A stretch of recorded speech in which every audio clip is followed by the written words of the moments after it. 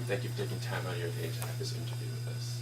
No problem. I would like to start the interview off with asking you just to briefly explain your job to new students and to say what can you offer them in terms of Okay, my title is Director of Ancillary and Student Services. I'm responsible for all the non-academic related services on campus, like residence, student services, campus bar, athletics and recreation, all the student services advisors and things like that. Basically, my job here is to make sure that if the students need something taken care of, or they need to make sure that their needs are being met, that our staff are there to do that for them.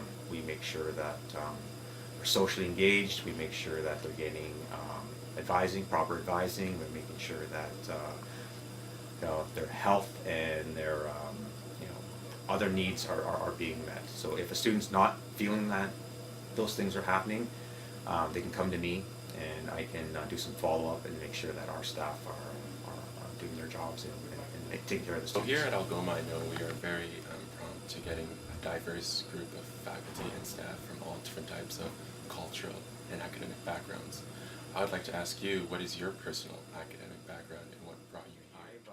I'm currently finishing up my Master's of Education through Nipissing University. Previous to that, I graduated from Lake Superior State University with a recreation management degree and a minor in business. And prior to that, I have a college diploma from Canada College in North Bay in recreation leadership. What brought me to Algoma U? Well, I had a fairly lengthy career at Sioux College as the athletics director, and this position, Director of Ancillary Operations, came open about 5 or 6 years ago, and I took a look at it, and I was looking to make a move. I wanted to expand some of my skill sets.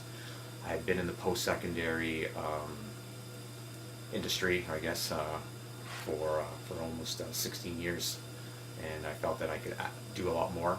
So when this job came open, I applied for it. I was very fortunate to get it. I love working with students. I've always been the type of person who's been hands-on, responsive to the students, at their events, trying to help them wherever I can.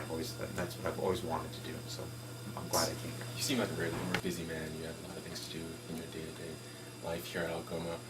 What are the biggest challenges you face in your job that you try to overcome on a day-to-day basis? Well, that's a great question. Part of my job is sometimes dealing with issues or concerns or incidents that have happened where at the end of the day, the student is responsible for their actions, or responsible for maybe not doing something they should have done. So there are times where I have to tell a student, what you did was not acceptable, or what you've done has created something here that needs to be taken care of or fixed, and as a result of that, you're responsible for that. So here's how we're going to deal with it. And there's cases where students don't often like those answers. So that's a challenge for me is having to. I don't want to use the word discipline, because it's not a discipline. It's just making the students accountable for their actions, whether it be in the bar or whether it be something that's happened in residence or over at the George Leach Center. And sometimes they're harmless, and then they get bigger than they need to be, or cause more issues. The other thing which is challenging is students sometimes don't like the answers we give them. They don't like a policy, or they don't like a cost that's being applied to them, or they don't like the level of service that's being provided to them by a certain service provider on campus, whether it be student services, the bookstore, or the cafeteria or something. So you have to try to explain to the student, this is why we do things, or this is why it's being set up the way it is, or this is the way it's being applied. And it may not be an answer that they like, but it's unfortunate. It's just what is currently how we do things. And we would love to make a perfect world here where every student is happy with everything we do. Sometimes those things take a lot of money, or a lot of people, or a lot of time, and we try to do our best, but it's not always what the students like. So those are the challenging things. It's basically telling a student no, or telling a student, I'm sorry, we just can't do what you need us to do, or telling a student you're sort of in trouble for what you've done, and now this is what you have to do. Well, you've told us about the difficulties of your job. I'd like you to tell us the parts of your jobs that you enjoy. That's a very easy question to answer. There are many parts of my job that I enjoy. Seeing students come in their first year, very nervous. They don't know anybody. They're the first time this far away from home. You know, we meet them in September when whether it's residents move in or frosh week or the first week of classes. So you get to meet them in year one, and then in year 4 or 5, or in some cases 3, they're graduating from their programs, and you've seen this change with the student where they are to themselves, sort of introverts, and then by year 3, 4, or 5, they're now leading committees. They're on OSU.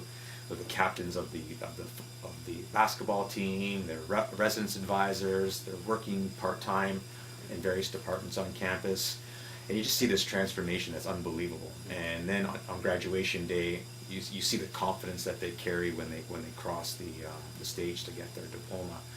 You almost feel like it's your own child, and you're just so proud of the fact that they've accomplished so much in their time here at Algoma U. So that is very, very rewarding. Here at Algoma, student life is very diverse. There's a lot of things going around on campus. I want to have your opinion on what you think can make Algoma student life and spirit better than it is. Great question. It's one we ask ourselves all the time. There's been some challenges with that over the years. For the first part of my tenure, our residence occupancy was a little bit lower than it is now. So I think a big factor is the more people that live on campus, the more apt they are to get involved on campus, because it's just so convenient. They're adding to the student life. It's their ideas, it's their activities, it's what they want to see on campus. So part of the fact that if they create their own interesting things to do, they'll support them. It's one thing for staff to put up a poster that says, okay, we're having a sleigh ride, please come out. And we get pretty decent turnouts for those. But when the student body takes ownership of their own activities and takes a leadership role in planning them and promoting them and then encouraging other students to come out, that helps. So the more people that live on campus, the more subgroups or social groups will start to form as a result of that. Space is a bit of a concern. There's not an awful lot of space on campus that allows or fosters natural student engagement. The Speakeasy is a bit of a space.